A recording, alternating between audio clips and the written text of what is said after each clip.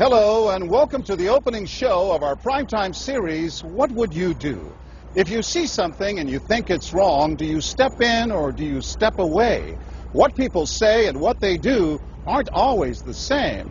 That's why our hidden cameras are so revealing. In our first scenario, we weren't sure what to expect when our opinionated man behind the counter meets the Muslim woman in a headscarf. Deep in the heart of Texas, at this little roadside bakery, bigotry is being served with the coffee and bacon. Sir, I had a question. No, ma'am. We don't serve Muslims here. I'm sorry? This is America. We're at war with your people. I don't know what you think I am. I'm just trying to get an apple. Well, you're a terrorist is what you are. So... Excuse me? You got to take your business elsewhere. We don't serve your kind here. The other customers at this bakery near Waco seem to hear everything, but they barely look at the Muslim woman, even when the language is tough to take. Get back on the camel and go back wherever you came from. Sir, I'm an American. I was born and raised in this country. No, you're not. Americans don't wear towels on their head. Muslim Americans say these are words they hear all the time in all parts of the country. But here at the bakery, what the customers don't know is that this Muslim woman and the man behind the counter are actors. The bakery is working with us, all part of a primetime hidden camera experiment on prejudice and patriotism. Please take your business elsewhere. Am I asking too much? When no one even tries to help her, she makes a direct appeal. Sir, would you mind ordering me an apple strudel? That's why I'm here. I can give you the money. I have no problem. That's not a problem with the money. Please no, sir. I'm not going to let you work. But when he gives her the cold shoulder, she finally just leaves. You could have helped her out. You could have spoken up. Why not? Me speak up for her? Well, if he would try to do some harm to her or something, then I would have. But why not try to set him straight? I really think that a person that owns his own business should be able to say who they sell to. She's not American. Others seem to agree with our actor as to who's an American and who's not. Is it all based on the way we look? I'm an American citizen. I just would like an apple strudel, please. Well, I'm sorry. Then why don't you dress like an American? You're so American. This is for religious purposes, sir, and I don't think you have any right to say anything. So I'm religious. I don't wear, Halloween costumes around. I mean, am I wrong here, sir? Not me. I run my business the way I want to run. That's right. Don't come in here with that shoes and skirt on. This customer is adamant that the man behind the counter is doing the right thing. I'm ready for you. But the fact is, it's against the law to deny service to someone based on their race or religion. My name is John Quinones, and I'm with ABC News. What did you think of what you heard here? I didn't hear anything racist. He told her he wouldn't serve her. Well, he can say he wouldn't serve you if you come in here barefooted without a shirt on. But she wasn't barefoot or without a shirt on. Well, she wasn't dressed right. What do you mean? If I was running a place, I'd do the same thing. You wouldn't let Muslims shop at your store? I sure wouldn't. We never expected customers to be so candid. How do I know you don't have a bomb in there? Watch what happens this time when, once again, our Muslim woman is denied service. This is not right.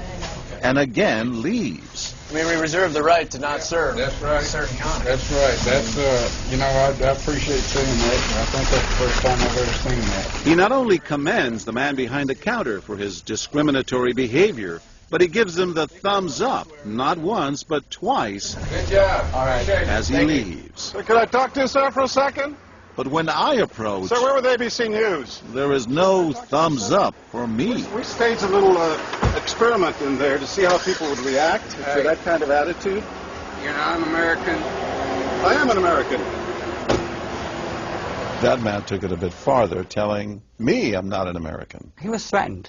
Jack DeVideo is a social psychologist at Yale University. So when we as Americans feel threatened from the outside, we're going to define ourselves in very rigid fashions. Either you're with me, and if you're not really one of me, then you must be somebody else who's against me.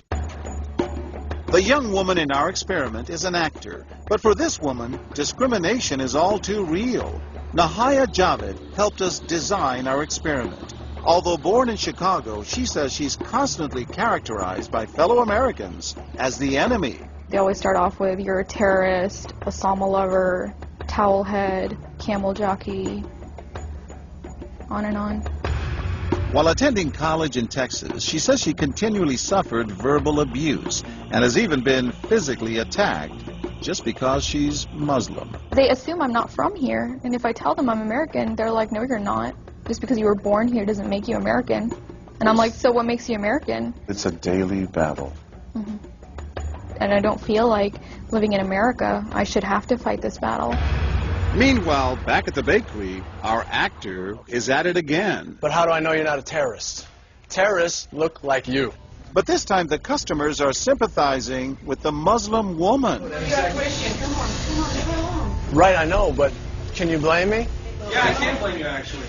Why? What's the problem? All right, we'll get out of here. You need to go yourself, actually, what you need to do. Okay, sir. I'm a good American, all right? We're at war with these people. My dad's a veteran. Go yourself. So is mine. And he's not the only one who walks out in anger. You need to stop segregating against people. It's wrong. Excuse me? She's an American No, just like you're a bad American. Time and again, people speak out with their pocketbooks. You lost a couple of customers, just so you know.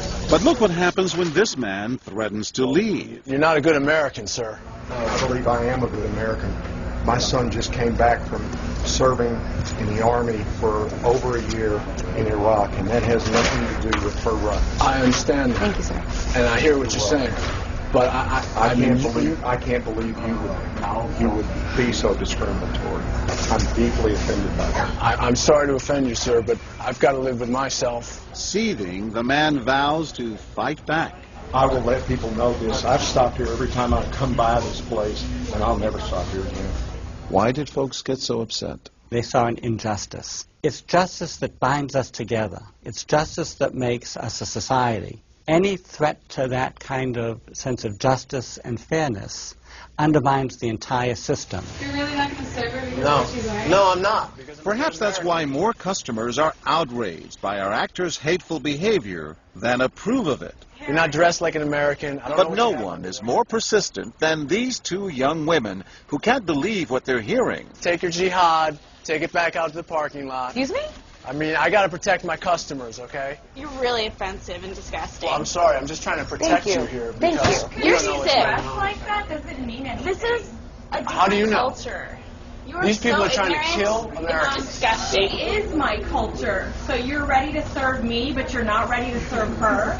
You're obviously dressed like an American. Big deal. She's Muslim. And unlike the others, they don't just leave in anger. They stand their ground. So you're going to regulate what people wear? Yes, because I believe you the the degree of... manager? No, I'm not the manager. Can I speak to your manager?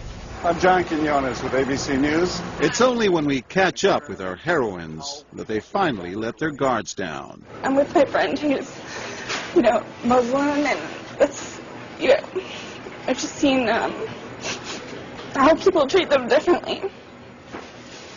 And it really hurts me. Just watching them stand up for what they believe in touches Professor DeVideo. In a way, they defended America. And I was impressed by that, because they wanted this to be a just society, a just place, a just bakery. I'm John Quinones. And remember this man whose son served in Iraq? He's also moved to tears. Every person deserves to be treated with respect and dignity. No matter how In they're every dressed. situation, no matter how they're dressed. Never have we seen reactions so polarized, from a thumbs up for prejudice to an emphatic thumbs down. Go yourself. Two different Americas, both convinced they're patriotic. At the end of the day, 13 people stood up for the Muslim woman, while 6 sided with the clerk. But the majority of the bystanders, 22, did or said absolutely nothing. That's what's most frightening to Muslims like Nahaya, who was watching our experiment. In fact, so frightening that they often avoid going out by themselves. It's really sad because I'm old enough to be able to do things by myself. I shouldn't need a chaperone all the time. But that one time that I'm alone and something bad might happen, I'd rather be safe than sorry. Hi, I'm Nahaya. It's no wonder this young woman was so moved by the people who came forward to protect a stranger who just happens to be Muslim. Thank you so much for what you did, and I wish more people would do these type of things. And I do too. It would make my life a lot easier. God go with you.